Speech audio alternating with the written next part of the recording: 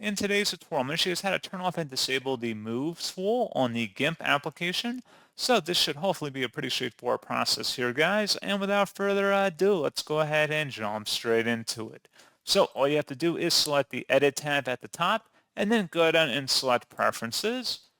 On the left panel that appears, select the Tool option, and then scrolling down on the right where it says Move Tool, go ahead and uncheck that option to set a layer or path as active, and then select OK to save, and that's all you have to do. So pretty straightforward process, guys, and as always, thank you for watching. I do hope that was able to help you out, and I do look forward to catching you all in the next tutorial. Goodbye.